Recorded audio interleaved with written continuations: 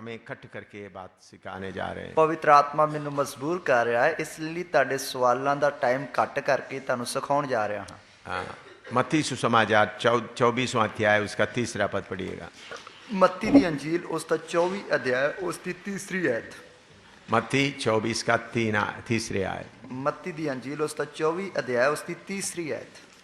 और जब वह जैतून पहाड़ पर बैठा था तो चेलों ने अलग उसके पास आकर कहा, हमसे कह कि ये बातें कब होंगी और तेरे आने का और जगत के अंत का क्या चिन्ह होगा। ਜਦੋਂ ਜੈਤੂਨ ਦੇ ਪਹਾੜ ਉੱਤੇ ਬੈਠਾ ਹੋਇਆ ਸੀ, ਉਸ ਦੇ ਚੇਲੇ ਉਸ ਦੇ ਕੋਲ ਵੱਖਰੇ ਹੋ ਕੇ ਆਏ ਅਤੇ ਪੁੱਛਿਆ, ਸਾਨੂੰ ਦੱਸ ਜੋ ਇਹ ਗੱਲਾਂ ਕਦ ਹੋਣਗੀਆਂ ਅਤੇ ਤੇਰੇ ਆਉਣ ਔਰ ਯੁੱਗ ਦੇ ਅੰਤ ਦਾ ਕੀ ਲੱਛਣ ਹੋਊ। आइए हम प्रार्थना करें। आइए ਅਸੀਂ प्रार्थना करिए। पिता परमेश्वर, आपका समय नजदीक आया है। पिता परमेश्वर, तेरा समा लागे आया है। पवित्र आत्मा जरूरी बातें आपके चुने हुए लोगों को आप समझा दे।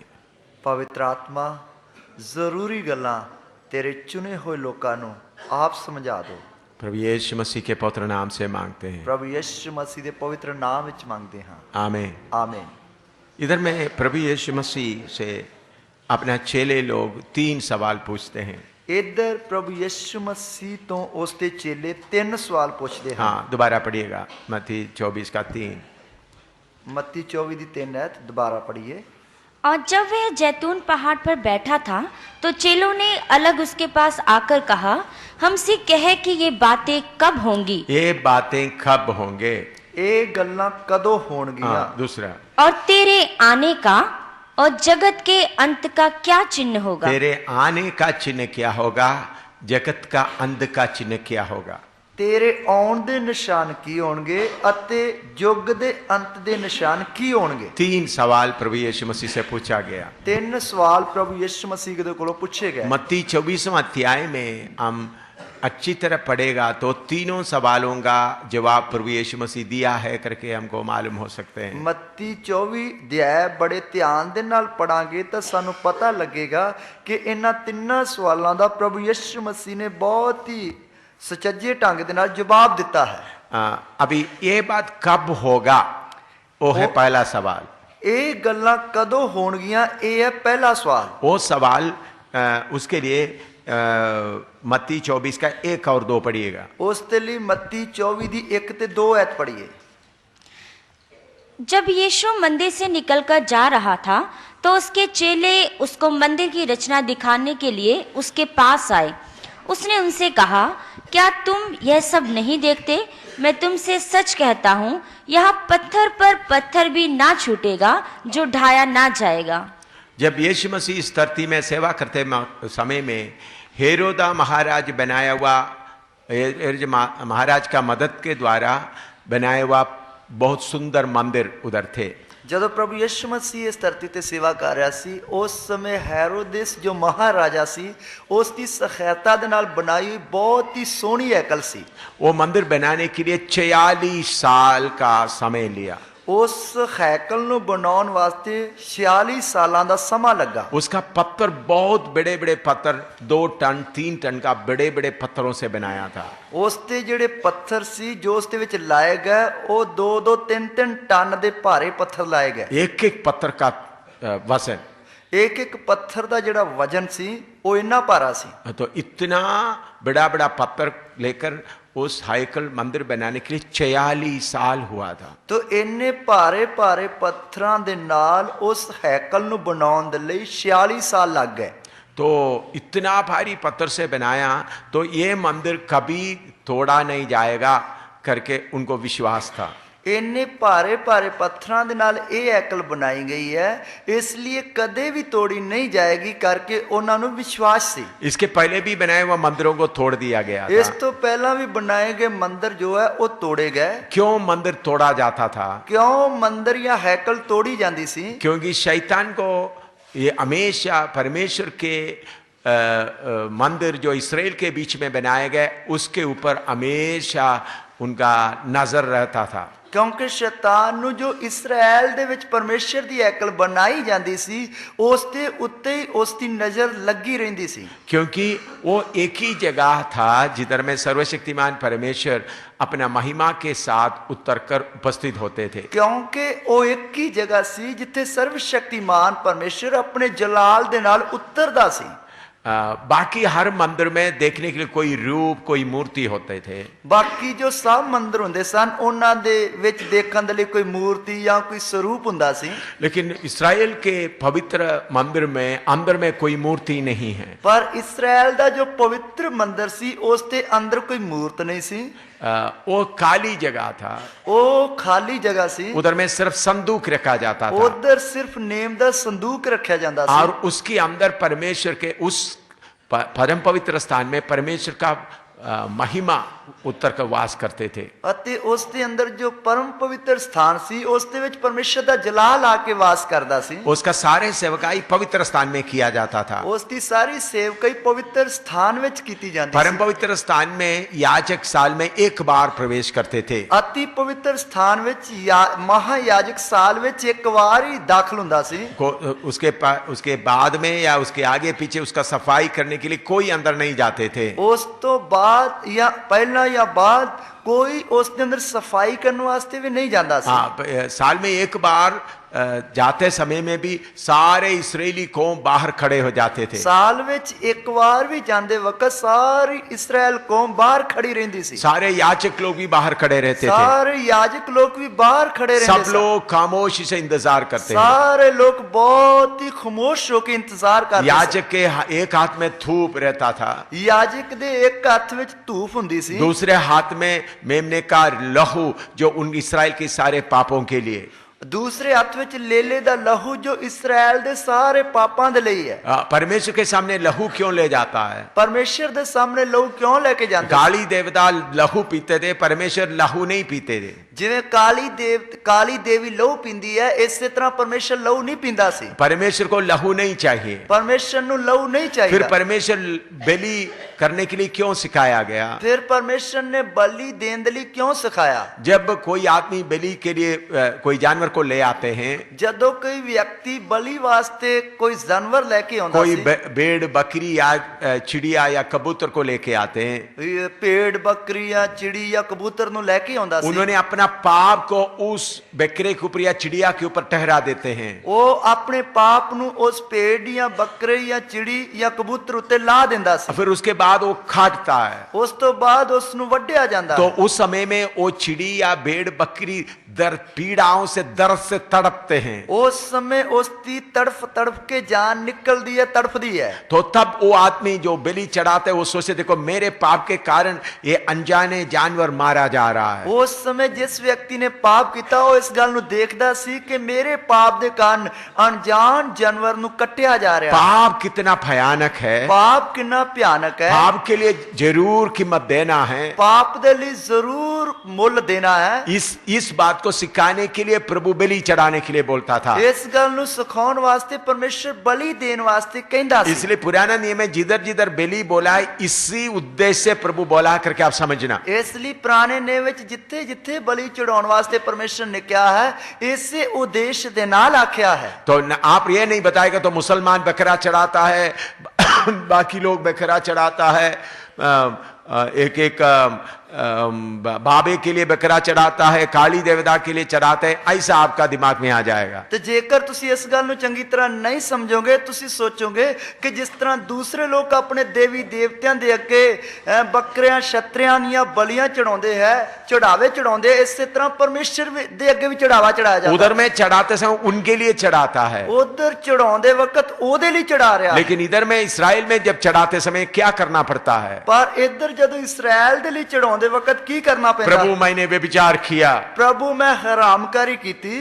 तो व्यभिचार किया तो उनको पथरवाह किया जाता है। जेकर हरामकारी कीती उसनु पथरवाह कीता। लेकिन अंदर में थोड़ा सा बात हुआ, पाप हुआ, ਪਰ ਅੰਦਰੋਂ ਥੋੜਾ ਜਿਹਾ ਪਾਪ ਹੋ ਗਿਆ। प्रभु मेरा पाप इसके ऊपर ला देता हूं। ਪ੍ਰਭੂ ਮੈਂ ਆਪਣਾ ਪਾਪ ਇਸ ਦੇ ਉੱਤੇ ਲੱਦ प्रभु मैंने ਦੇਣਾ। झूठ बोला, पाप इसके ऊपर ला देता ਪ੍ਰਭੂ ਮੈਂ हूं। ਝੂਠ ਬੋਲਿਆ ਇਸ ਦੇ ਉੱਤੇ ਰੱਖ ਦੇਣਾ। मैं चोरी किया, उसका झूठ बात इसमें ला देता हूं। ਪ੍ਰਭੂ ਮੈਂ ਚੋਰੀ ਕੀਤੀ ਉਸ ਪਾਪ ਨੂੰ ਇਹਦੇ ਉੱਤੇ ਰੱਖ ਦੇਣਾ। प्रभु मेरे आपका नियम को मैंने नहीं पालन किया, वो पाप को इसके ऊपर ला देता ਪ੍ਰਭੂ हूं। ਮੈਂ ਤੇਰੀ ਸ਼ਰ੍ਹਾ ਦੀ ਪਾਲਣਾ ਨਹੀਂ ਕੀਤੀ, ਮੈਂ ਇਸ ਪਾਪ ਨੂੰ ਇਹਦੇ ਉੱਤੇ ਰੱਖ ਦੇਣਾ। तो इस पाप के लिए उस बकरे या चिड़िया को काट देते थे। ਇਸ ਪਾਪ ਦੇ ਕਾਰਨ ਉਸ ਬੱਕਰੇ ਨੂੰ ਜਾਂ ਚਿੜੀ ਨੂੰ ਕੱਟਿਆ ਜਾਂਦਾ ਸੀ। अगर पाप नहीं करते तो बकरे को चढ़ाने का कोई जरूरत नहीं है। ਜੇਕਰ ਉਹ ਪਾਪ ਨਹੀਂ ਕਰਦੇ ਸੀ ਤੇ ਫਿਰ ਬੱਕਰੇ ਨੂੰ ਚੜਾਉਣ ਦੀ ਕੋਈ ਲੋੜ ਨਹੀਂ। लेकिन देव देवताओं को समय समय पर आपको जबरदस्त पाप किया ना किया तो भी उनको खुश करने के लिए बलि चढ़ाना पड़ता ਪਰ है। ਦੇਵੀ ਦੇਵਤਿਆਂ ਨੂੰ ਚਾਹੇ ਤੁਸੀਂ ਪਾਪ ਕਰੋ ਜਾਂ ਨਾ ਕਰੋ, ਉਹਨਾਂ ਨੂੰ ਖੁਸ਼ ਕਰਨ ਵਾਸਤੇ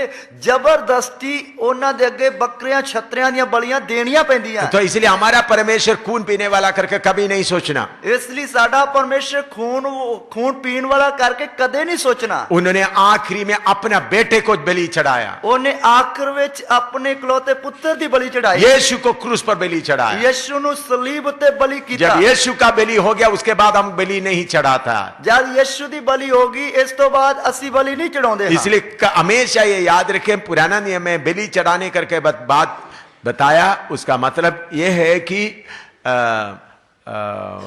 हमारा पाप के बदले में बलि होते थे। तो ਇਸ ਲਈ ਹਮੇਸ਼ਾ ਇਸ ਗੱਲ ਨੂੰ ਚੇਤੇ ਰੱਖਣਾ, ਪੁਰਾਣੇ ਨਿਯਮ ਵਿੱਚ ਜਿੱਥੇ ਜਿੱਥੇ ਬਲੀਆਂ ਚੜਾਈਆਂ ਗਈਆਂ ਹਨ ਸਿਰਫ ਇਸ ਲਈ ਕਿ ਉਹਨਾਂ ਦੇ ਪਾਪ ਨੂੰ ਯਾਦ ਦਿਲਾਉਣ ਵਾਸਤੇ ਕਿ ਉਹ ਕਿੰਨਾ ਭਿਆਨਕ ਹੈ।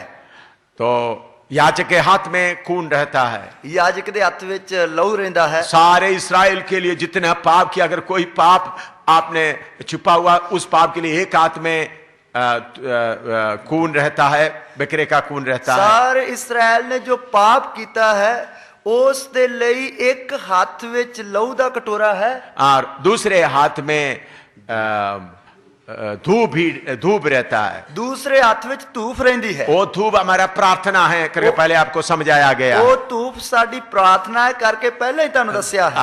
आत्मा की आराधना का किताब में उसके बारे में आप पढ़े होंगे। ਆਤਮਾ ਦੀ ਜੋ ਆਰਾਧਨਾ ਦੀ ਕਿਤਾਬ ਉਸ ਦੇ ਵਿੱਚ ਤੁਸੀਂ ਪੜਿਆ ਹੋਵੇਗਾ। उसमें ये बातें विवरण करके बताया हुआ। ਉਸ ਦੇ ਵਿੱਚ ਇਹ ਗੱਲਾਂ ਖੋਲ ਕੇ ਦੱਸੀਆਂ ਹਨ। तो जब अंदर जाते समय में याजक के कमर में एक सोने का रस्सी बांधा जाता था। तो जब याजक अंदर ਜਾਂਦਾ ਸੀ ਤੇ याजक ਦੇ ਲੱਕ ਦੇ ਨਾਲ ਸੋਨੇ ਦੀ ਰੱਸੀ ਬੰਨੀ ਜਾਂਦੀ। क्योंकि अचानक याचक मर के गिर पड़ा तो उनको अंदर जाकर ले नहीं सकता, इस खींच के बाहर ले आने के लिए वो रस्सी बांधा जाता था। ਕਿਉਂਕਿ ਜੇਕਰ याजक ਅੰਦਰ ਜਾਂਦੇ ਵਕਤ ਅਚਾਨਕ ਮਰ ਕੇ ਡਿੱਗ ਪਿਆ ਤੇ ਅੰਦਰ ਜਾ ਕੇ ਉਹਦੀ ਲਾਸ਼ ਨਹੀਂ ਲਿਆ ਸਕਦੇ ਆ, ਇਸ ਲਈ ਉਸ ਰੱਸੀ ਨਾਲ ਬਾਹਰੋਂ ਹੀ ਖਿੱਚ ਲੈਂਦੇ ਸੀ। इतना डर के साथ इस्राएल उसका आराधना करते थे। ਇਸ ਲਈ ਇੰਨੇ ਡਰ ਦੇ ਨਾਲ ਇਸਰਾਇਲ ਉਸ ਦੀ ਆਰਾਧਨਾ ਕਰਦਾ ਸੀ। जब तक याचक वापस नहीं आता सब खामोशी से मंदिर के बाहर खड़ा रहते थे। जितनी देर तक याजक वापस नहीं आਉਂਦਾ ਸੀ उन्नी देर तक सब खामोश होकर बाहर खड़े रहते। जब याचक वापस आ गया लोगों को तसलियत, 1 साल का हमारा पाप होगा प्रभु ने माफ कर दिया है। जब याजक वापस आ ਜਾਂਦਾ ਸੀ ਤਾਂ ਲੋਕਾਂ ਨੂੰ ਥੋੜਾ ਸੰਤੁਸ਼ਟੀ ਹੋ ਜਾਂਦੀ ਸੀ ਕਿ ਇੱਕ ਪਾਪਾਂ ਦਾ ਜਿਹੜਾ ਹਿਸਾਬ ਕਿਤਾਬ ਉਹ ਖਤਮ ਹੋ ਗਿਆ। लेकिन प्रभु उस वक्त माफ नहीं करता था, उस पाप को ढांप देते थे। उस समय परमेश्वर माफ नहीं करता सी, उस पाप ਨੂੰ ਢੱਕ ਦਿੰਦਾ ਸੀ। कैसा ढांप देते थे? किस तरह ਢੱਕ ਦਿੰਦਾ ਸੀ? चलो अभी ये मेज में ये चीज पड़ा हुआ है, मान लो मेज ਤੇ ਇਹ ਚੀਜ਼ ਪਈ ਹੋਈ ये है, करचीफ के साथ में इसको ढांप देते हैं। रुमाल ਦੇ ਨਾਲ मैं ਇਸ ਨੂੰ ਢੱਕ ਦੇਣਾ ਹਾਂ। लेकिन वो करचीफ उसके नीचे वो घड़ी उधर पड़ा है, ਉਸ ਦੇ ਥੱਲੇ ਇੱਕ ਘੜੀ ਪਈ ਹੋਈ है। तो ढांपने का मतलब प्रभु अभी उसके ऊपर उस पाप के ऊपर नहीं देख रहा है। तो ਢੱਕਣ ਦਾ मतलब प्रभु ਹੁਣ ਉਸ ਪਾਪ ਨੂੰ नहीं ਵੇਖ ਰਿਹਾ। तो अगले साल भी करना पड़ता है। फिर अगले साल भी करना पैंदा। लेकिन जब यीशु मसीह क्रूस पर जान दिया है, पर जब यीशु मसीह ने सलीब उत्ते जान दे दी, पूरा पाप मिटाया जाता है। पूरा पाप मिटाया जाता है। जब हम यीशु मसीह के पास आते वक्त अभी पाप को ढांपा नहीं जाता, पाप को मिटाया जाता है। ਹੁਣ ਜਦ ਅਸੀਂ ਯਿਸੂ ਮਸੀਹ ਦੇ ਕੋਲ ਆਉਨੇ ਆ ਪਾਪ ਢਕੇ ਨਹੀਂ ਜਾਂਦੇ, ਸਗੋਂ ਕਿ ਪੂਰੇ ਮਿਟਾਏ ਜਾਂਦੇ ਹੈ। लगातार परमेश्वर का उपस्थिति इस्राएल के मंदिर में होते थे। लगातार परमेश्वर ਦੀ ਮੌਜੂਦਗੀ ਇਸਰਾਇਲ ਦੀ ਹੈਕਲ ਵਿੱਚ ਰਹਿੰਦੀ ਸੀ। लेकिन इस्राएल अपना अलगदाई जब छोड़ दिया, ਪਰ ਇਸਰਾਇਲ ਨੇ ਆਪਣੀ ਲਗਤਾਈ ਛੱਡ ਦਿੱਤੀ। परमेश्वर उनको भी छोड़ दिया, परमेश्वर ने ਉਹਨਾਂ ਨੂੰ ਵੀ ਛੱਡ ਦਿੱਤਾ। उनका उपस्थिति भी उधर से हट गया। परमेश्वर ਦੀ ਹਜ਼ੂਰੀ ਵੀ ਉਧਰੋਂ हट गई। जब परमेश्वर की उपस्थिति उधर से हट जाता है, जब परमेश्वर ਦੀ ਹਜ਼ੂਰੀ ਉਧਰੋਂ हट गई, शैतान एकदम उसके ऊपर हमला करने के लिए कोशिश करता है। शैतान एकदम उस ते हमला करने की कोशिश करता है। जब तक परमेश्वर की उपस्थिति है शैतान नजदीक नहीं आ सकता। जब जब तक परमेश्वर की उपस्थिति है उन्नी देर तक शैतान लागे भी नहीं आ सकता। जब परमेश्वर की उपस्थिति हट जाता है जब परमेश्वर की हजूरी हट जाती है तो एकदम शैतान उसके ऊपर हमला करने के लिए आता है। एकदम शैतान उसके उत्ते हमला करने वास्ते आउंदा क्यों है। हमला करने के लिए आता है? क्यों हमला करने वास्ते आउंदा है? ताकि दोबारा उधर में मंदिर ना बने, ताकि दोबारा उधर मंदिर या हैकल ना बने। इसलिए कई बार मंदिर तोड़ा गया। इसलिए कई बार हैकल ढाई गई। तो हेरोदोस महाराजा के मदद के साथ बड़े बड़े पत्थर से अभी बनाने का प्लान बनाया। हेरोदेस महाराजा दी सहायता दे नाल वड्डे वड्डे पत्थरां दे नाल इस हैकल नु बनाया गया। इतिहास लिखने वाला लिखा है 2 टन 3 टन एक एक पत्थर होते थे। इतिहास लिखण वाले ने लिखिया कि एक एक जेड़ा पत्थर सी 2 या 3 टन दा भारा हुंदा सी। वो बड़ा चौड़ा ऐसा बड़ा चौड़ा दीवार था और वो बहुत ही चौड़ी कंध सी। प्रभु यीशु मसीह क्या कहता है?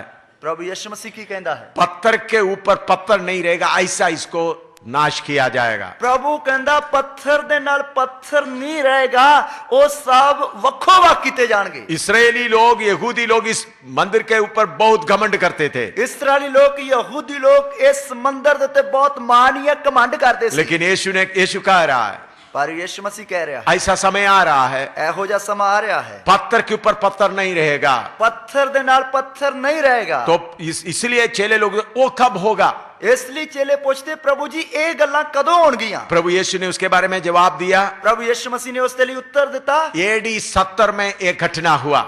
ईस्वी सन 70 विच एक घटना वापर गई। करीबन यीशु मसीह इस दुनिया छोड़कर जाने के करीबन 40 साल के बाद एक घटना हुआ। लगभग यीशु मसीह इस दुनिया नु छड्ड के 37 साल के बाद लगभग यीशु मसीह इस दुनिया नु छड्ड के जान तो बाद लगभग 37 सालां दे बाद एक घटना वापर गई। AD 70 में हुआ। ईस्वी सन 70 विच होया। तीतोस रोमी हुकूमत तीतोस आकर उसके ऊपर हमला किया। रोमी साम्राज्य दा जो तीतस सी उसने आके इस ते हमला कीता। तो मंदिर को जलाया, मंदिर नु अग ला दी। मंदिर के बड़े पत्थर के अंदर में सोने मांडे हुए थे। मंदिर दे जेड़े अंदर वड्डे वड्डे पत्थर लगे हुए सी उस ते सोना मड़िया होया सी। तो जब मंदिर को आग लगा दिया, जब मंदिर नु आग ला दी गई, उस वक्त परमेश्वर की उपस्थिति उसके अंदर नहीं था। उस समय परमेश्वर की हजूरी उस विच नहीं सी। इसराइल पाप किए थे। इसराइल ने पाप किया। जब यीशु मसीह आया उस वक्त भी मंदिर में परमेश्वर की उपस्थिति नहीं था। जिस समय यीशु मसीह भी इस दुनिया में आया उस समय मंदिर में परमेश्वर की भीड़ के भीड़ आते थे,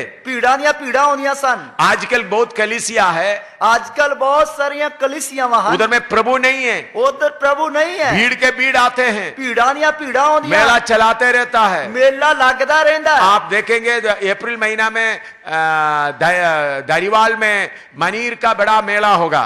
तुम देखोगे आने वाले अप्रैल महीने विच धारीवाल विच मनीर दा बहुत बड़ा मेला होगा। बाबा मनीर बाबा का बड़ा मेला होगा। बाबे मनीर दा बहुत बड़ा मेला लगेगा। सड़क पूरा बाबा मनीर का फोटो और उनका कसर से भरे हुए होंगे। और वो सारी जगह जड़ी है बाबे मनीर दी फोटोआं दे नाल भरी होगी। तो बड़ा प्रोग्राम चलेगा, बहुत बड़ा मेला लगेगा। लोग सोचेगा यीशु अंदर है, लोग सोचेंगे यीशु अंदर है। यीशु अंदर नहीं, मैं पब्लिक में ऐलान करता हूं शैतान उधर उपस्थित होता है। यीशु उथे नहीं है, मैं शरेआम ऐलान करदा हां कि शैतान उथे हाजिर हुंदा है। बाबा मनीर के मेला में 4 दिन का 5 दिन का मेला में प्रभु या पवित्र आत्मा उधर नहीं होता, दुष्ट आत्मा होता है, प्रभु के जैसा एक्टिंग करता है। तो बाबा मनीर जो है उसके 4-5 दिनों के मेले विच प्रभु यीशु मसीह नहीं हुंदा है, दुष्ट शक्तियां हुंदियां हन, वो जो पवित्र आत्मा की तरह नाटक कर दियां हन। बाबा मनीर मेरे खिलाफ डिफेमेशन केस भी कर सकता है। बाबा जो मनीर है वो मेरे साथ मेरे खिलाफ जड़ा है मानव जो अधिकार है उसके उत्ते केस मानहानि का जड़ा केस भी कर सकता है। अगर वो केस करेगा तो मैं उसका जवाब देने के लिए भी तैयार हूं। जेकर वो केस करेगा मैं उसका जवाब देने वास्ते भी तैयार हूं। मैं सारे पब्लिक के सामने बाइबल से मनीर से पूछूंगा ये तुम क्यों करते हो। मैं सारी पब्लिक के सामने मनीर को पूछूंगा बाइबल विचों तू ये क्यों करता है। और सारे पब्लिक तब उस वक्त मालूम हो जाएगा मनीर के साथ में परमेश्वर नहीं बल्कि शैतान चल रहा है। फिर सारी जनता ਨੂੰ पता लग जाएगा कि मनीर बाबे दे नाल परमेश्वर नहीं सगों के शैतान चलदा है। हिम्मत है तो मेरे खिलाफ में मानहानि का केस चढ़ाने दो। उसकी हिम्मत है तो मेरे खिलाफ मानहानि दा केस जड़ा वो कर देवे, क्योंकि बहुत मसीह लोगों का खून पी चुका है। क्योंकि बहुत मसीह लोगों का खून वो पी चुका है। आप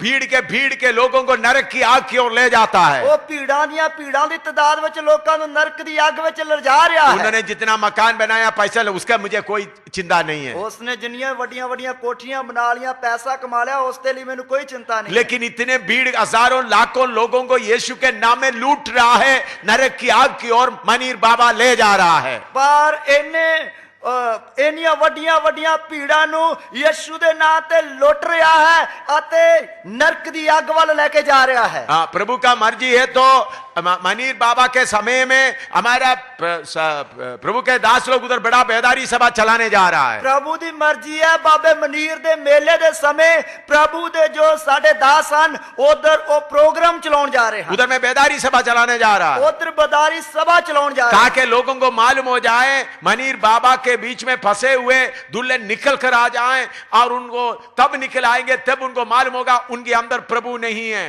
ताकि जो बाबे मनीर दे वास विच पाए हुए लोग हन उन्हां दे विच जो लाड़ी फसी हुई है उन्हां नूं पता लग जाए कि इन्हां दे नाल परमेश्वर नहीं है सगों दुष्ट शक्तियां हन, उन्हां विचों निकल आए।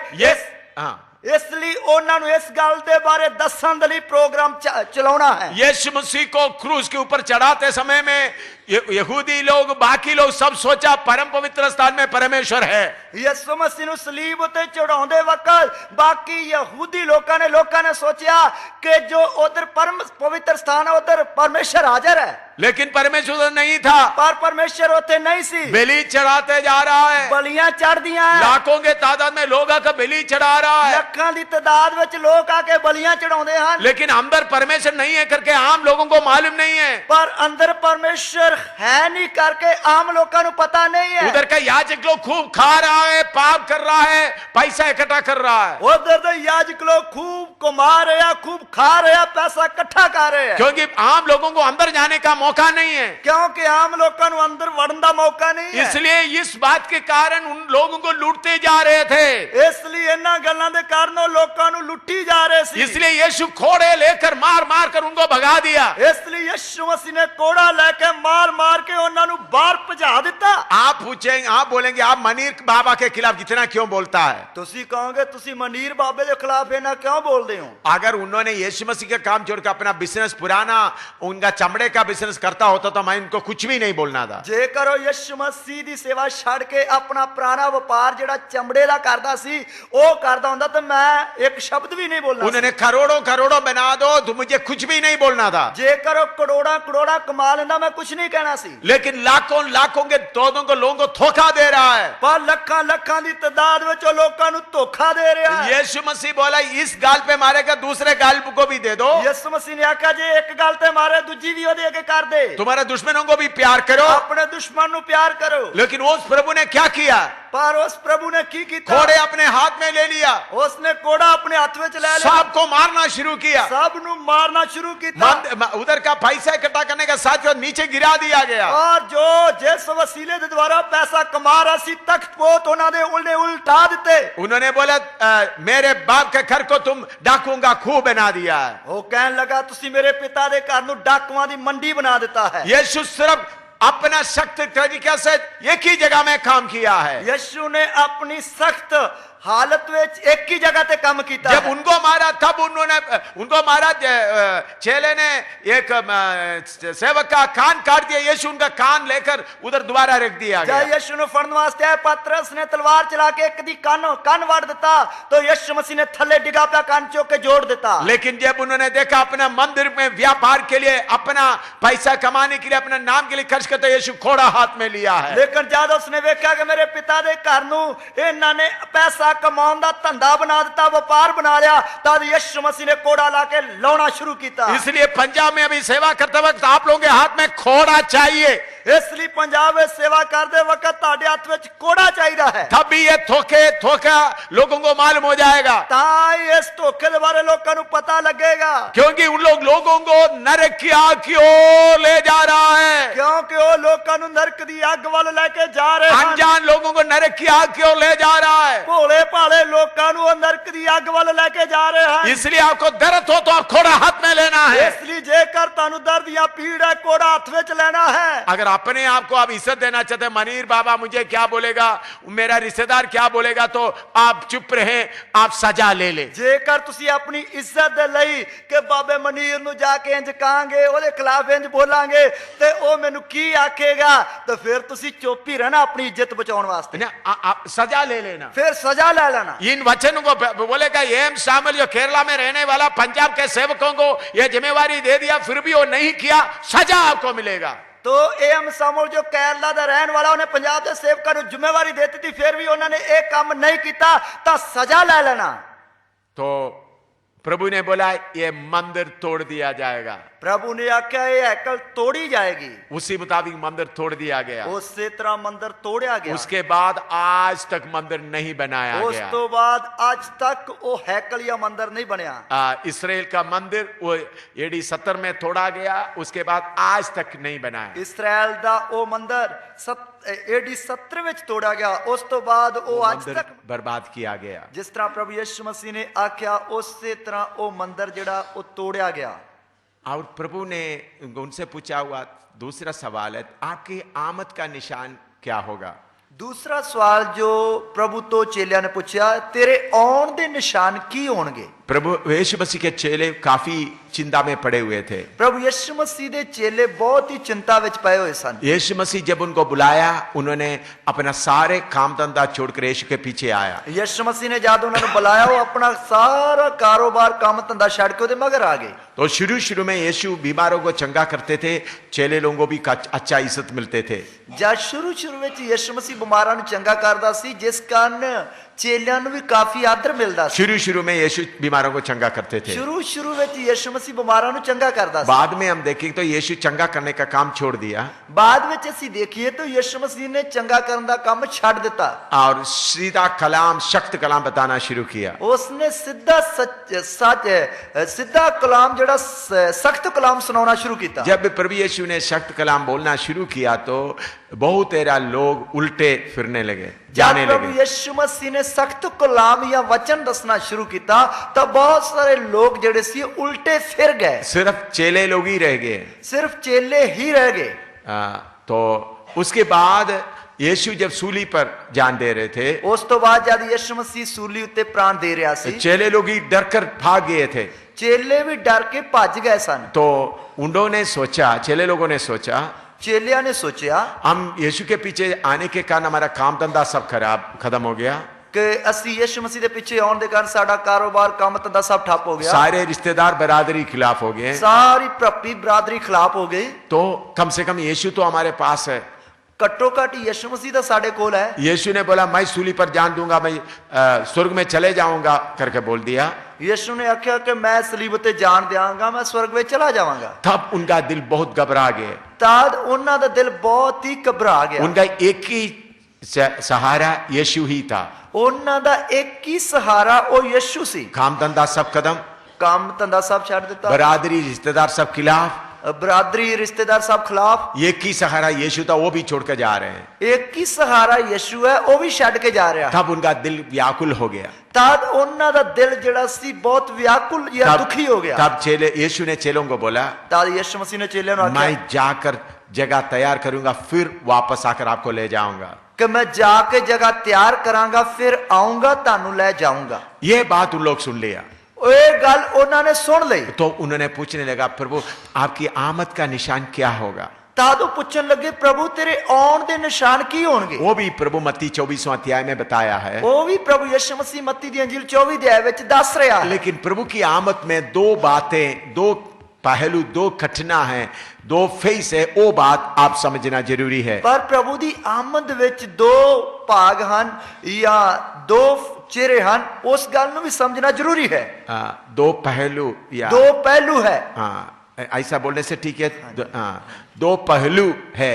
करके समझना बहुत जरूरी है। दो पहलू या दो घटना ਹਨ, ਇਹਨਾਂ ਨੂੰ ਸਮਝਣਾ बहुत जरूरी है। एक गुप्त आमद, दूसरा सबके सामने आने का। एक गुप्त आमद, दूसरा साਰਿਆਂ ਦੇ ਸਾਹਮਣੇ ਆਉਣ ਦਾ। गुप्त आमद के 7 साल के बाद सबके सामने आएगा। गुप्त आमद होने तो 7 साल बाद फिर साਰਿਆਂ ਦੇ सामने आएगा। हाँ, तो प्रभु यीशु मसीह सबके सामने आने का निशान भी बताया, गुप्त आमद का निशान भी बताया। प्रभु यीशु मसीह ने गुप्त आमद ਦੇ ਨਿਸ਼ਾਨ ਵੀ ਦਿੱਤੇ ਹਨ ਅਤੇ ਸ਼ਰੇਆਮ ਆਉਣ ਦੇ ਨਿਸ਼ਾਨ ਵੀ ਦਿੱਤੇ मत्ती ਹਨ। 24वां अध्याय उसका 27 से लेकर 31 तक पढ़िएगा। मत्ती ਦੀ अंजील ਉਸ ਦਾ 24 ਅਧਿਆय ਉਸ ਦੀ 27 ਆਇਤ ਤੋਂ ਲੈ ਕੇ 31 ਆਇਤ तक। उधर में सबके सामने प्रभु आता है, उसके बारे में बताया है। उधर सब ਦੇ ਸਾਹਮਣੇ यीशु मसीह आ ਰਿਹਾ, ਉਸ ਦੇ ਬਾਰੇ ਦੱਸਿਆ है। क्योंकि जैसे बिजली पूर्व से निकलकर पश्चिम तक चमकती जाती है, वैसा ही मनुष्य के पुत्र का आना भी होगा। जहां लोथ हो वहीं गिद्ध इकट्ठे होंगे। उन दिनों के क्लेश के बाद तुरंत सूर्य अंधियारा हो जाएगा और चांद का प्रकाश जाता रहेगा और तारे आकाश से गिर पड़ेंगे और आकाश की शक्तियां हिलाई जाएंगी। तब मनुष्य के पुत्र का चिन्ह आकाश में दिखाई देगा और तब पृथ्वी के सब कुलों के लोग छाती पीटेंगे और मनुष्य के पुत्र को बड़ी सामर्थ और ऐश्वर्य के साथ आकाश के बादलों पर आते देखेंगे। और वह तुरही के बड़े शब्द के साथ अपने दूतों को भेजेगा और वे आकाश के इस छोर से उस छोर तक चारों दिशा से उसके चुने हुओं को इकट्ठे करेंगे। क्योंकि जिस तरह बिजली चढ़दे हो चमकारा मार के लैंदे तीकर दिसदी है, ਉਸੇ ਤਰ੍ਹਾਂ ਮਨੁੱਖ ਦੇ ਪੁੱਤਰ ਦਾ ਆਉਣਾ ਹੋਵੇਗਾ। ਜਿੱਥੇ ਮੁਰਦਾਰ ਹੈ ਉੱਥੇ ਗਿਰਜਾਂ ਇਕੱਠੀਆਂ ਹੋਣਗੀਆਂ। ਉਹਨਾਂ ਦਿਨਾਂ ਦੇ ਕਸ਼ਟ ਦੇ ਪਿੱਛੋਂ ਝੱਟ ਸੂਰਜ ਹਨੇਰਾ ਹੋ ਜਾਵੇਗਾ ਅਤੇ ਚੰਦ ਆਪਣੀ ਚਾਨਣੀ ਨਾ ਦੇਵੇਗਾ ਔਰ ਤਾਰੇ ਆਕਾਸ਼ ਤੋਂ ਡਿੱਗ ਪੈਣਗੇ ਅਤੇ ਆਕਾਸ਼ ਦੀਆਂ ਸ਼ਕਤੀਆਂ ਹਿਲਾਈਆਂ ਜਾਣਗੀਆਂ। ਤਦ ਮਨੁੱਖ ਦੇ ਪੁੱਤਰ ਦਾ ਨਿਸ਼ਾਨ ਆਕਾਸ਼ ਵਿੱਚ ਪ੍ਰਗਟ ਹੋਵੇਗਾ ਅਤੇ ਤਦੋਂ ਧਰਤੀ ਦੀਆਂ ਸਾਰੀਆਂ ਕੌਮਾਂ ਪਿੱਟਣਗੀਆਂ ਅਤੇ ਮਨੁੱਖ ਦੇ ਪੁੱਤਰ ਨੂੰ ਸਮਰੱਥਾ ਔਰ ਵੱਡੇ ਤੇਜ ਨਾਲ ਆਕਾਸ਼ ਦੇ ਬੱਦਲਾਂ ਉੱਤੇ ਆਉਂਦਿਆਂ ਵੇਖਣਗੀਆਂ ਅਤੇ ਉਹ ਤੁਰੀ ਦੀ ਵੱਡੀ ਆਵਾਜ਼ ਨਾਲ ਆਪਣੇ ਦੂਤਾਂ ਨੂੰ ਭੇਜੇਗਾ ਅਤੇ ਉਹ ਚੌਹਾਂ ਕੂਟਾਂ ਤੋਂ ਆਕਾਸ਼ ਦੇ ਉਸ ਸਿਰੇ ਤੋਂ ਲੈ ਕੇ ਇਸ ਸਿਰੇ ਤੀਕ ਉਸ ਦੇ ਚੁਣਿਆ ਹੋਇਆਂ ਨੂੰ ਇਕੱਠਿਆਂ ਕਰੇਗਾ। इधर में हम देखते हैं प्रभु यीशु मसीह सब लोगों को, सब लोग देखते ही देखते पब्लिक में आने वाला है। इधर ਅਸੀਂ ਦੇਖਦੇ ਹਾਂ ਕਿ ਪ੍ਰਭੂ ਯਿਸੂ ਮਸੀਹ ਸਭ ਲੋਕਾਂ ਦੇ ਵੇਖਦੇ ਵੇਖਦੇ ਸ਼ਰੇਆਮ ਆਉਣ ਵਾਲਾ ਹੈ। इसके बारे में जकरिया ने भी 19वां अध्याय में भी प्रकाशित वाक्य 19वां अध्याय में भी लिखा हुआ है। ਇਸ ਦੇ ਬਾਰੇ ਪ੍ਰਕਾਸ਼ ਦੀ ਪੋਥੀ ਉਸ ਦੇ 19 ਅਧਿਆਇ ਵਿੱਚ ਵੀ ਲਿਖਿਆ ਹੋਇਆ ਹੈ। प्रकाशित वाक्य 19 का 11 से 21 तक पढ़िएगा। ਪ੍ਰਕਾਸ਼ ਦੀ ਪੋਥੀ ਉਸ ਦਾ 19 ਅਧਿਆਇ ਉਸ ਦੀ 11 ਤੋਂ ਲੈ ਕੇ 21 ਤੱਕ। प्रकाशित वाक्य 19 का 11 से 21 तक। प्रकाश की पोथी ਉਸ ਦਾ 19 अध्याय ਉਸ ਦੀ 11 ਤੋਂ ਲੈ ਕੇ 21 तक। फिर मैंने स्वर्ग को खुला हुआ देखा और देखता हूँ कि एक श्वेत घोड़ा है और उस पर एक सवार है जो विश्वास योग्य और सत्य कहलाता है और वह धर्म के साथ न्याय और लड़ाई करता है। उसकी आंखें आग की ज्वाला है और उसके सिर पर बहुत से राजमुकुट है और उसका एक नाम लिखा है जिसे उसको छोड़ और कोई नहीं जानता और वह लहू से छिड़का हुआ वस्त्र पहने हैं और उसका नाम परमेश्वर का वचन है।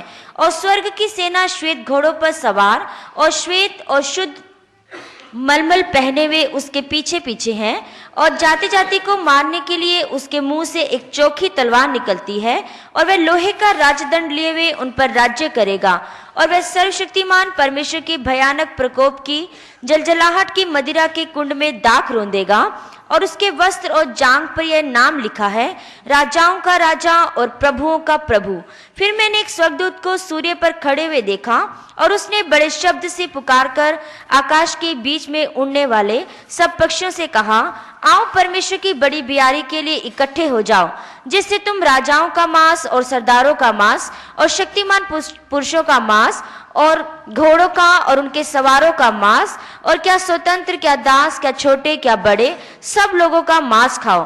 फिर मैंने उस पशु और पृथ्वी के राजाओं और उसकी सेनाओं को उस घोड़े के सवार और उसकी सेना से लड़ने के लिए इकट्ठे देखा और वह पशु और उसके साथ वह झूठा भविष्यवक्ता पकड़ा गया जिसने उसके सामने ऐसे चिन्ह दिखाए थे जिनके द्वारा उसने उनको भरमाया। जिन्होंने उस पशु की छाप ली थी और जो उसकी मूरत की पूजा करते थे। ये दोनों जीते जी उस आग की झील में जो गंधक से जलती है डाले गए, और शेष लोग उस घोड़े के सवार की तलवार से जो उसके मुंह से निकलती थी मार डाले गए, और सब पक्षी उनके मांस से तृप्त हो गए। मैं आकाश ਨੂੰ ਖੁੱਲਿਆ ਹੋਇਆ ਡਿਠਾ ਤਾਂ ਕੀ ਵੇਖਦਾ ਹਾਂ ਭਈ ਇੱਕ ਨੁਕਰਾ ਘੋੜਾ ਹੈ ਅਤੇ ਉਸ ਦਾ ਸਵਾਰ ਵਫਾਦਾਰ ਅਤੇ ਸੱਚਾ ਸਦਾਉਂਦਾ ਹੈ, ਔਰ ਉਹ ਧਰਮ ਨਾਲ ਨਿਆਂ ਅਤੇ ਜੁੱਧ ਕਰਦਾ ਹੈ। ਉਸ ਦੀਆਂ ਅੱਖੀਆਂ ਅੱਗ ਦੀਆਂ ਲਾਟ ਹਨ ਅਤੇ ਉਸ ਦੇ ਸਿਰ ਉੱਤੇ ਬਹੁਤ ਸਾਰੇ ਮੁਕਟ ਹਨ, ਅਤੇ ਉਹ ਦਾ ਇੱਕ ਨਾਮ ਲਿਖਿਆ ਹੋਇਆ ਹੈ ਜਿਸ ਨੂੰ ਉਸ ਦੇ ਬਿਨਾਂ ਹੋਰ ਕੋਈ ਨਹੀਂ ਜਾਣਦਾ, ਅਤੇ ਉਹ ਇੱਕ ਬਸਤਰ ਲਹੂ ਨਾਲ ਛਿੜਕਿਆ ਹੋਇਆ ਪਹਿਨੇ ਹੋਏ ਹੈ, ਅਤੇ ਉਸ ਦਾ ਨਾਮ ਪਰਮੇਸ਼ਰ ਦਾ ਸ਼ਬਦ ਅਖਵਾਉਂਦਾ ਹੈ। ਅਤੇ ਜਿਹੜੀਆਂ ਫੌਜਾਂ ਸੁਰਗ ਵਿੱਚ ਹਨ ਉਹ ਚਿੱਠੇ ਅਤੇ ਸਾਫ਼ ਕਤਾਨੀ ਕੱਪੜੇ ਪਹਿਨੀਆਂ ਨੁਕਰਿਆਂ ਘੋੜਿਆਂ ਉੱਤੇ ਉਸ ਦੇ ਮਗਰ ਮਗਰ ਆਉਂਦੀਆਂ ਹਨ, ਅਤੇ ਉਸ ਦੇ ਮੂੰਹ ਵਿੱਚੋਂ ਇੱਕ ਤਿੱਖੀ ਤਲਵਾਰ ਨਿਕਲਦੀ ਹੈ। ਉਸ ਨਾਲ ਉਹ ਕੌਮਾਂ ਨੂੰ ਮਾਰੇ ਅਤੇ ਲੋਹੇ ਦੇ ਡੰਡੇ ਨਾਲ ਉਹਨਾਂ ਉੱਤੇ ਹਕੂਮਤ ਕਰੇਗਾ, ਅਤੇ ਉਹ ਪਰਮੇਸ਼ਰ ਸਰਵ ਸ਼ਕਤੀਮਾਨ ਦੇ ਅੱਗੇ ਅਤੇ ਅਤ ਵੱਡੇ ਕ੍ਰੋਧ ਦੀ ਮੈਂ ਦੇ ਚਬੱਚੇ ਨੂੰ ਲਿਤਾੜਦਾ ਹੈ। ਉਸ ਦੇ ਬਸਤਰ ਉੱਤੇ ਔਰ ਉਸ ਦੇ ਪੱਟ ਉੱਤੇ ਇਹ ਨਾਮ ਲਿਖਿਆ ਹੋਇਆ ਹੈ, ਰਾਜਿਆਂ ਦਾ ਰਾਜਾ ਅਤੇ ਪ੍ਰਭੂਆਂ ਦਾ ਪ੍ਰਭੂ। ਮੈਂ ਇੱਕ ਦੂਤ ਨੂੰ ਸੂਰਜ ਵਿੱਚ ਖਲੋਤਾ ਵੇਖਿਆ, ਅਤੇ ਉਸ ਨੇ ਉਹਨਾਂ ਸਭਨਾਂ ਪੰਛੀਆਂ ਨੂੰ ਜਿਹੜੇ ਆਕਾਸ਼ ਵਿੱਚ ਉੱਡਦੇ ਹਨ ਵੱਡੀ ਆਵਾਜ਼ ਨਾਲ ਹਾਕ ਮਾਰ ਕੇ ਆਖਿਆ, ਆਓ ਚੱਲੋ ਅਤੇ ਪਰਮੇਸ਼ਰ ਦੀ ਵੱਡੀ ਦਾਵਤ ਲਈ ਇਕੱਠੇ ਹੋਵੋ, ਵੀ ਤੁਸੀਂ ਰਾਜਿਆਂ ਦਾ ਮਾਸ, ਫੌਜ ਦੇ ਸਰਦਾਰਾਂ ਦਾ ਮਾਸ, ਮਹਾਬਲੀਆਂ ਦਾ ਮਾਸ, ਘੋੜਿਆਂ ਨਾਲੇ ਉਹਨਾਂ ਦੇ ਸਵਾਰਾਂ ਦਾ ਮਾਸ, ਅਤੇ ਕੀ ਆਜ਼ਾਦਾਂ ਕੀ ਗੁਲਾਮਾਂ ਕੀ ਛੋਟਿਆਂ ਕੀ ਵੱਡਿਆਂ ਸਭਨਾਂ ਦਾ ਮਾਸ ਛਕੋ। ਫਿਰ ਮੈਂ ਵੇਖਿਆ ਭਈ ਉਹ ਦਰਿੰਦਾ ਅਤੇ ਧਰਤੀ ਦੇ ਰਾਜੇ ਅਤੇ ਉਹਨਾਂ ਦੀਆਂ ਫੌਜਾਂ ਇਕੱਠੀਆਂ ਹੋਈਆਂ ਭਈ ਉਸ ਦੇ ਨਾਲ ਜਿਹੜਾ ਘੋੜੇ ਉੱਤੇ ਸਵਾਰ ਸੀ ਅਤੇ ਉਸ ਦੀ ਫੌਜ ਨਾਲ ਯੁੱਧ ਕਰਨ, ਅਤੇ ਉਹ ਦਰਿੰਦਾ ਫੜਿਆ ਗਿਆ, ਅਤੇ ਉਸ ਦੇ ਨਾਲ ਉਹ ਝੂਠਾ ਨਬੀ ਵੀ ਜਿਸ ਨੇ ਉਸ ਦੇ ਸਾਹਮਣੇ ਉਹ ਨਿਸ਼ਾਨੀਆਂ ਵਿਖਾਈਆਂ ਜਿਨ੍ਹਾਂ ਨਾਲ ਉਸ ਨੇ ਉਹਨਾਂ ਨੂੰ ਭਰਮਾ ਛੱਡਿਆ ਸੀ, ਜਿਨ੍ਹਾਂ ਉਸ ਦਰਿੰਦੇ ਦਾ ਦਾਗ ਲਵਾਇਆ ਸੀ।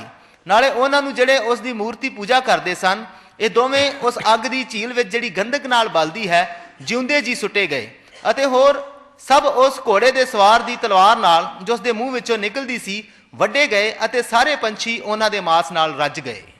इधर में 7 साल के आखिरी में प्रभु यीशु मसीह कैसा अपने संतों के साथ इस धरती में दोबारा आएगा उसके बारे में लिखा है। इधर प्रभु यीशु मसीह 7 साल ਦੇ ਮਹਾਕਲੇਸ਼ ਦੇ ਆਖਰ ਵਿੱਚ ਕਿਸ ਤਰ੍ਹਾਂ ਆਪਣੇ ਸੰਤਾਂ ਦੇ ਨਾਲ दूसरी बार आएगा उसके बारे लिखा है।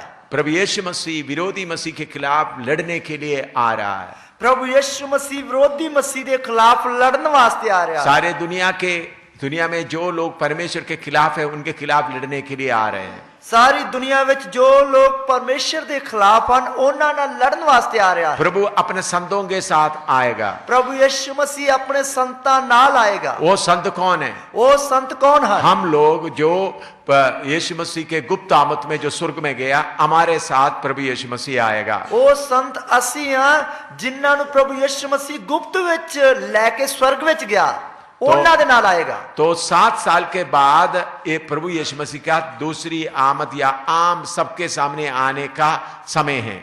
तो 7 साल के महाक्लेश के बाद प्रभु यीशु मसीह की दूसरी आमद जो सारे दे सामने या शरेआम आने वाली है। अभी हमारे सामने प्रभु यीशु मसीह सबके सामने आने का कुछ निशाने पूरे हो रहा है। हुण प्रभु यीशु मसीह सारे दे सामने जो आउण दी आमद है उसके निशान पूरे हो रहे हैं। उसके लिए जकरिया नबी 12 अध्याय उसका 8 से 14 तक पढ़िएगा। उसके लिए जकरिया नबी दी पुस्तक उसका 12 अध्याय उसकी 8 आयत तो लेके 14 आयत तक पढ़िए। जकरिया 12 का 8 से 14 तक। जकरिया 12 दी 8 आयत तो लेके 14 आयत तक। उस समय यहोवा यरूशलेम के निवासियों को मानो ढाल से बचा लेगा, और उस समय उनमें से जो ठोकर खाने वाला हो वह दाऊद के समान होगा, और दाऊद का घराना परमेश्वर के समान होगा, अर्थात यहोवा के उस दूत के समान जो उनके आगे आगे चलता था। और उस समय मैं उन सब जातियों को नाश करने का यत्न करूंगा जो यरूशलेम पर चढ़ाई करेंगी, और मैं दाऊद के घराने और यरूशलेम के निवासियों पर अपना अनुग्रह करने वाली और प्रार्थना सिखाने वाली आत्मा उंडेलूंगा। तब वे मुझे ताकेंगे, अर्थात जिसे उन्होंने बेधा है, और उसके लिए ऐसे रोएंगे जैसे इकलौते पुत्र के लिए रोते पीटते हैं, और ऐसा भारी शोक करेंगे जैसा पहलोठे के लिए करते हैं। उस समय यरूशलेम में इतना रोना पीटना होगा जैसा मगिदोन की तराई में हददिर्मोन में हुआ था। सारे देश में विलाप होगा, हर एक परिवार में अलग अलग, अर्थात दाऊद के घराने का परिवार अलग और उनकी स्त्रियां अलग, नातान के घराने का परिवार अलग और उनकी स्त्रियां अलग, लेवी के घराने का परिवार अलग और उनकी स्त्रियां अलग, शिमियों का परिवार अलग और उनकी स्त्रियां अलग, और जितने परिवार रह गए हों हर एक परिवार अलग अलग और उनकी स्त्रियां भी अलग अलग। ਉਸ ਦਿਨ ਯਹੋਵਾ ਯਰੂਸ਼ਲਮ ਦੇ ਵਾਸੀਆਂ ਦੇ ਆਲੇ ਦੁਆਲੇ ਇੱਕ ਢਾਲ ਹੋਵੇਗਾ। ਉਸ ਦਿਨ ਉਹਨਾਂ ਵਿੱਚੋਂ ਮਾੜੇ ਤੋਂ ਮਾੜਾ ਦਾਊਦ ਵਰਗਾ ਹੋਵੇਗਾ ਅਤੇ ਦਾਊਦ ਦਾ ਘਰਾਣਾ ਪਰਮੇਸ਼ਰ ਵਰਗਾ ਅਤੇ ਯਹੋਵਾ ਦੇ ਦੂਤ ਵਰਗਾ ਜਿਹੜਾ ਉਹਨਾਂ ਦੇ ਅੱਗੇ ਸੀ। ਉਸ ਦਿਨ ਮੈਂ ਯਰੂਸ਼ਲਮ ਦੇ ਵਿਰੁੱਧ ਆਉਣ ਵਾਲੀਆਂ ਸਾਰੀਆਂ ਕੌਮਾਂ ਨੂੰ ਨਾਸ ਕਰਨ ਲਈ ਯਤਨ ਕਰਾਂਗਾ। ਮੈਂ ਦਾਊਦ ਦੇ ਘਰਾਣੇ ਉੱਤੇ ਅਤੇ ਯਰੂਸ਼ਲਮ ਦੇ ਵਾਸੀਆਂ ਉੱਤੇ ਕਿਰਪਾ ਅਤੇ ਬੇਨਤੀ ਦਾ ਆਤਮਾ ਵਹਾਵਾਂਗਾ ਅਤੇ ਉਹ ਮੇਰੀ ਵੱਲ ਜਿਸ ਨੂੰ ਉਹਨਾਂ ਨੇ ਵਿੰਨਿਆ ਸੀ ਤੱਕਣਗੇ ਅਤੇ ਉਸ ਦੇ ਅੱਗੇ ਸੋਗ ਕਰਨਗੇ ਜਿਵੇਂ ਕੋਈ ਆਪਣੇ ਇਕਲੌਤੇ ਲਈ ਸੋਗ ਕਰਦਾ ਹੈ ਅਤੇ ਉਹ ਉਸ ਦੇ ਲਈ ਵਿਲਕਣਗੇ ਜਿਵੇਂ ਕੋਈ ਆਪਣੇ ਪਲੋਠੇ ਲਈ ਵਿਲਕਦਾ ਹੈ। ਉਸ ਦਿਨ ਯਰੂਸ਼ਲਮ ਵਿੱਚ ਵੱਡਾ ਸੋਗ ਹੋਵੇਗਾ, ਹਦਦਮੋਨ ਦੇ ਸੋਗ ਵਰਗਾ ਜਿਹੜਾ ਮਗਿੱਦੋ ਦੀ ਦੂਨ ਵਿੱਚ ਹੋਇਆ ਸੀ। ਦੇਸ਼ ਸੋਗ ਕਰੇਗਾ, ਟੱਬਰਾਂ ਦੇ ਟੱਬਰ ਅੱਡੋ ਅੱਡ, ਦਾਊਦ ਦੇ ਘਰਾਣੇ ਦਾ ਟੱਬਰ ਅੱਡ ਅਤੇ ਉਹਨਾਂ ਦੀਆਂ ਪਤਨੀਆਂ ਅੱਡ ਅਤੇ ਨਥਾਨ ਦੇ ਘਰਾਣੇ ਦਾ ਟੱਬਰ ਅੱਡ ਔਰ ਉਹਨਾਂ ਦੀਆਂ ਪਤਨੀਆਂ ਅੱਡ, ਲੇਵੀ ਦੇ ਘਰਾਣੇ ਦਾ ਟੱਬਰ ਅੱਡ ਅਤੇ ਉਹਨਾਂ ਦੀ ਪਤਨੀਆਂ ਅੱਡ, ਸ਼ਿਮਾਈ ਦਾ ਟੱਬਰ ਅੱਡ ਅਤੇ ਉਹਨਾਂ ਦੀਆਂ ਪਤਨੀਆਂ ਅੱਡ, ਬਾਕੀ ਸਾਰੇ ਟੱਬਰਾਂ ਦੇ ਟੱਬਰ ਅੱਡੋ ਅੱਡ ਅਤੇ ਉਹਨਾਂ ਦੀਆਂ ਪਤਨੀਆਂ ਅੱਡ। इधर में कैसा इस्राएली लोग पश्चाताप करेगा करके लिखा है। इधर किस तरह इस्राएली लोग पछतावा करनगे उसके बारे लिखा है। उसका 9वां पद 12 का 9 पढ़िएगा। 12 दी 9 ऐत पढ़िए। और उस समय मैं उन सब जातियों को नाश करने का यत्न करूंगा जो यरूशलेम पर चढ़ाई करेंगी। उस समय में यरूशलेम के खिलाफ आने वाला सारे जाति को नाश करूंगा। उस समय यरूशलेम के खिलाफ होके आने वाली सारिया कौमां नू नाश करेगा। उधर अच्छी तरह 9 दोबारा अच्छी तरह पढ़े, तर्जुमा ठीक करें। उस दिन मैं यरूशलेम के विरुद्ध आने वाली सारिया कौमां नू नाश करने लिए यत्न करांगा। तो उस दिन मैं यरूशलेम के विरुद्ध आने वाली सारिया कौमां नू नाश करने लिए यत्न करांगा। ये कब होने का है? एक कदों होने दा है? अच्छी तरह सुने, चंगी तरह सुनिए। यीशु आज गुप्त में आ जाएगा तो यीशु आज गुप्त विच आ जाएगा ता उसके ठीक 7 साल के बाद, उसते ठीक 7 साल के बाद, तो 7 साल के बाद आने वाला भारी लड़ाई के लिए तैयारी अब हमारे सामने हो रहा है। 7 साल के बाद जो आने वाली वड्डी लड़ाई है उसकी तैयारी हुने साडे सामने हो रही है। कितने लोगों को समझ में आया? किन्ने लोगों को समझ में आया है? यीशु आज आ जाएगा तो यीशु मसीह आज आ जाएगा ता आज एडी 208 है, आज ईस्वी सन 208 है और 7 साल के बाद 215 में यीशु आएगा। तो फिर 7 साल के बाद मतलब 215 ईस्वी विच यीशु मसीह आ जाएगा। 215 फरवरी में यीशु आएगा। 215 फरवरी विच यीशु मसीह आ जाएगा। आज 9 तारीख है, आज 9 तारीख है। आज रात यीशु गुप्त में आया समझ लो।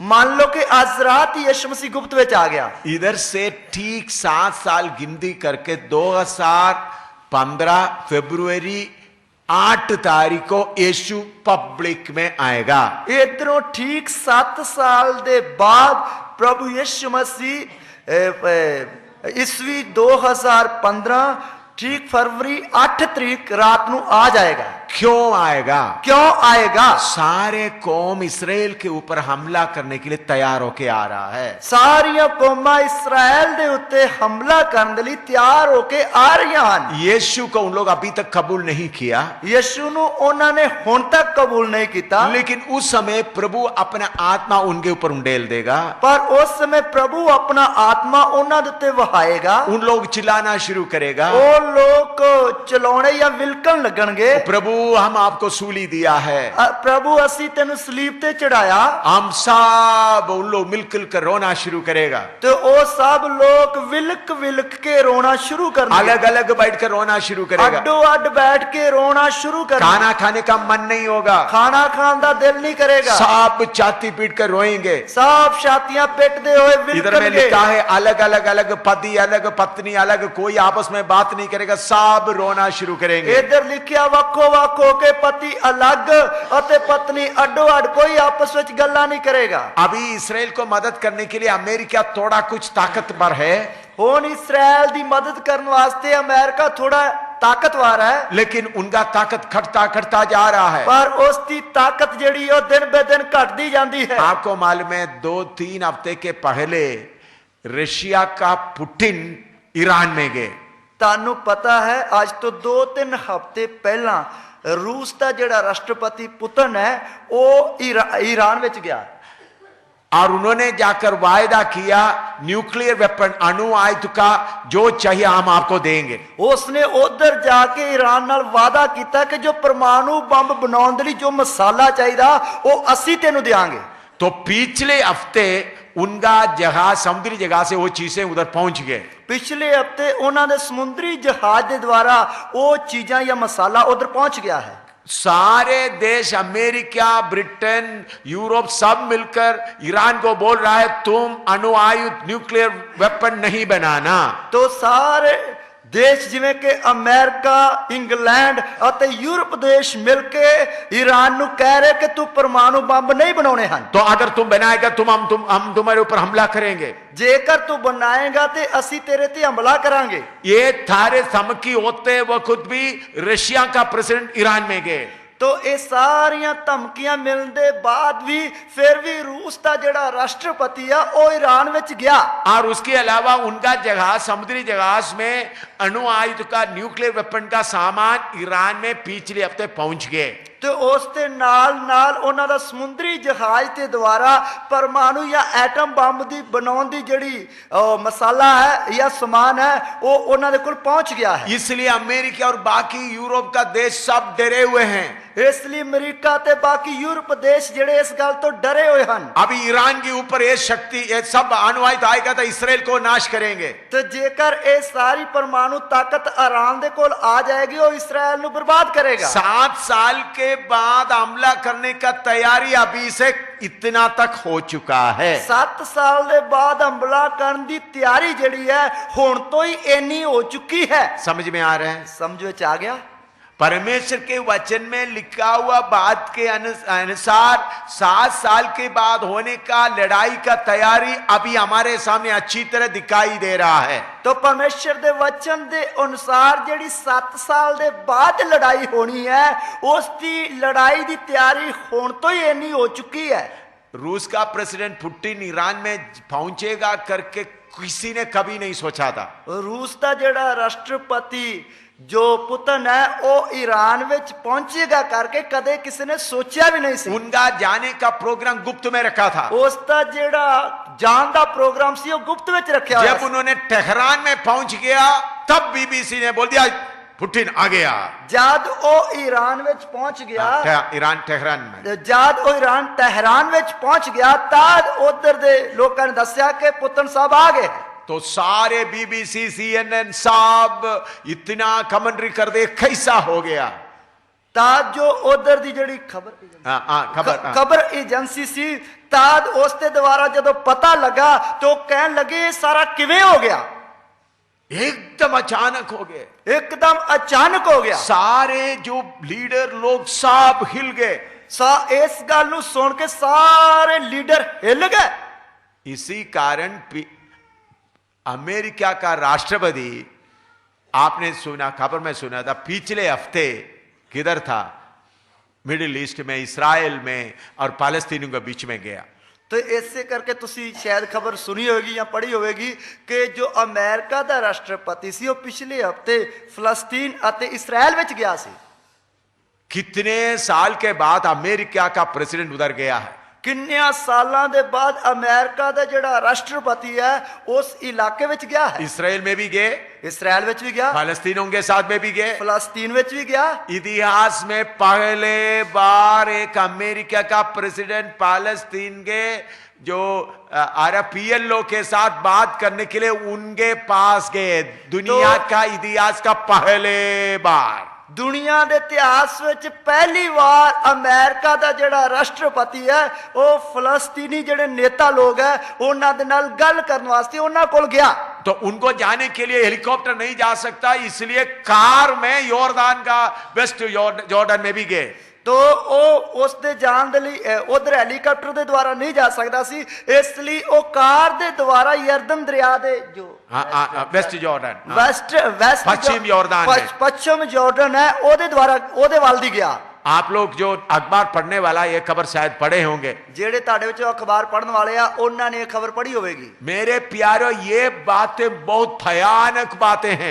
ਮੇਰੇ ਪਿਆਰੋ ਇਹ ਬਹੁਤ ਹੀ ਭਿਆਨਕ ਗੱਲਾਂ ਹਨ। अभी इसराइल को मालूम हो रहा है बहुत बड़ा लड़ाई होने का तैयारी है।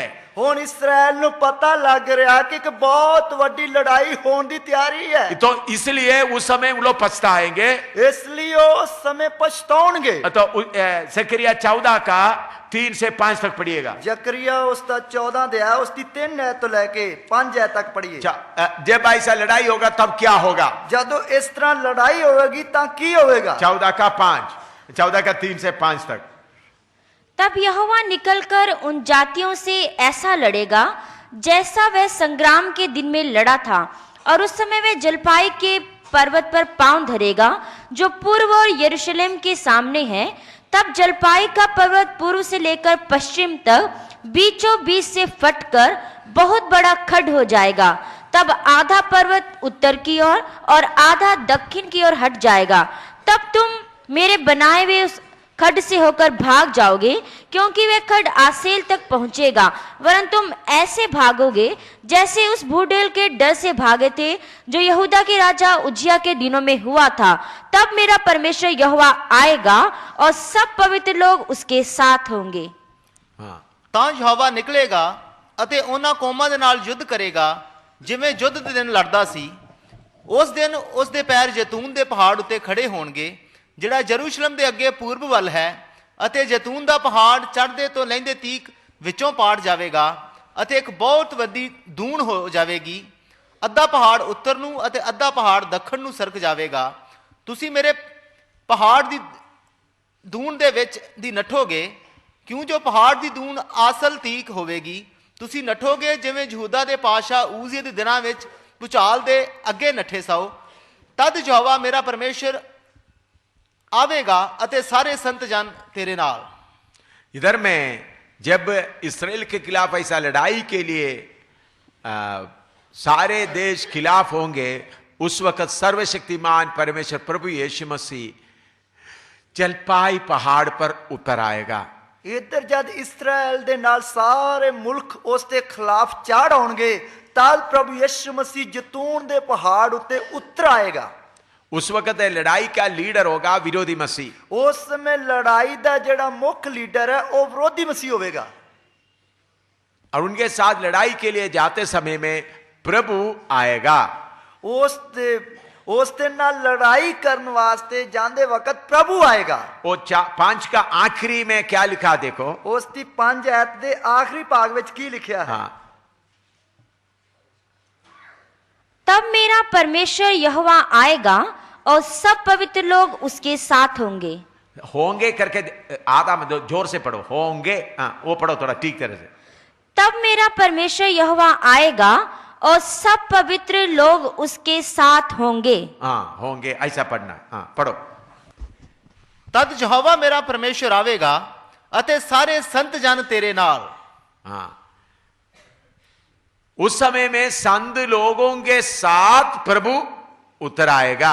उस समय संत लोगों दे नाल प्रभु उतर आएगा। अभी संत लोग कहां हैं? हुण संत लोग किथे हैं?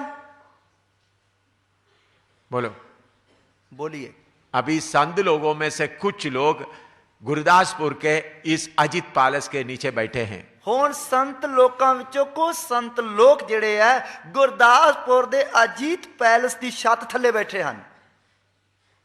दुनिया भर पर के संत लोग हैं, ਦੁਨੀਆ ਭਰ ਦੇ ਸੰਤ ਲੋਕ ਹਨ। अमेरिका में है, इंग्लैंड में है, केरला में, बहुत जगह में है। ਅਮਰੀਕਾ ਵਿੱਚ, ਇੰਗਲੈਂਡ ਵਿੱਚ, ਕੇਰਲਾ ਵਿੱਚ, ਸਭ ਜਗ੍ਹਾ ਤੇ उन लोग प्रभु यीशु के साथ आना, ਉਹਨਾਂ ਲੋਕਾਂ ਨੇ ਪ੍ਰਭੂ ਯਿਸੂ ਮਸੀਹ ਦੇ ਨਾਲ ਆਉਣਾ। गुरदासपुर से उधर जाएंगे, गुरदासपुर से उधर जाएंगे, ਗੁਰਦਾਸਪੁਰ ਤੋਂ ਉਧਰ ਜਾਓਗੇ, ऐसा नहीं। ਇਸ ਤਰ੍ਹਾਂ ਨਹੀਂ। पहले स्वर्ग में जाएगा, ਪਹਿਲਾਂ ਸਵਰਗ ਵਿੱਚ ਜਾਣਗੇ, 7 साल उधर बिताएंगे, 7 ਸਾਲ ਉੱਥੇ ਗੁਜ਼ਾਰਾਂਗੇ। उसके बाद यीशु के साथ जलपाई पहाड़ में आएगा। ਉਸ ਤੋਂ ਬਾਅਦ ਯਿਸੂ ਮਸੀਹ ਦੇ ਨਾਲ ਜੈਤੂਨ ਪਹਾੜ ਤੇ ਉਤਰ ਆਵਾਂਗੇ। पिछले साल जलपाई पहाड़ के ऊपर हिल्टन होटल वाला बहुत बड़ा होटल बनाने का प्लान बनाया। ਪਿਛਲੇ ਸਾਲ ਜਲਪਾਈ ਪਹਾੜ ਦੇ ਉੱਤੇ ਹਿਲਟਨ ਹੋਟਲ ਵਾਲਿਆਂ ਨੇ ਇੱਕ ਬਹੁਤ ਵੱਡਾ ਹੋਟਲ ਬਣਾਉਣ ਦੀ ਕੋਸ਼ਿਸ਼ ਕੀਤੀ। हिल्टन वाला भी कोशिश किया, शेराटन वाला भी कोशिश किया। ਹਿਲਟਨ ਵਾਲਿਆਂ ਨੇ ਵੀ ਕੋਸ਼ਿਸ਼ ਕੀਤੀ, ਸ਼ਾਲਟਨ ਵਾਲਿਆਂ ਨੇ ਕੋਸ਼ਿਸ਼ ਕੀਤੀ। वो जलपाई पहाड़ माउंट ओलिव बहुत बड़ा टूरिस्ट सेंटर है। ਉਹ ਜਿਹੜਾ ਜਲਪਾਈ ਪਹਾੜ ਹੈ ਉਹ ਜਿਹੜਾ ਸੈਲਾਨੀਆਂ ਦੇ ਲਈ ਬਹੁਤ ਹੀ ਵਧੀਆ ਪਹਾੜ ਹੈ। तो लोग जाने के लिए हजारों लोग जाते हैं। ਉਧਰ ਸੈਰ ਕਰਨ ਵਾਸਤੇ ਲੋਕ ਹਜ਼ਾਰਾਂ ਦੀ ਤਾਦਾਦ ਵਾਸਤੇ ਜਾਂਦੇ इसलिए हिल्टन होटल वाला और शेराटन होटल वाला सोचा हम इधर में बड़ा 5 स्टार होटल बनाएंगे। ਇਸ ਲਈ ਉਧਰ ਹਿਲਟਨ ਹੋਟਲ ਵਾਲਿਆਂ ਨੇ ਅਤੇ ਸ਼ਾਲਟਨ ਹੋਟਲ ਵਾਲਿਆਂ ਨੇ ਸੋਚਿਆ ਅਸੀਂ ਇੱਧਰ ਬਹੁਤ ਵਧੀਆ ਹੋਟਲ ਬਣਾਵਾਂਗੇ। बड़ा बड़ा 5 स्टार होटल, बहुत ऊंचा, बहुत स्टोरी वाला बनाना ਅਸੀਂ प्लान बनाया। ਬਹੁਤ ਵਧੀਆ 5 ਸਟਾਰ ਹੋਟਲ ਵੱਡੀਆਂ ਵੱਡੀਆਂ ਸਟੋਰੀਆਂ ਵਾਲੇ ਬਣਾਵਾਂਗੇ। तो उन लोग उसके लिए मशीन के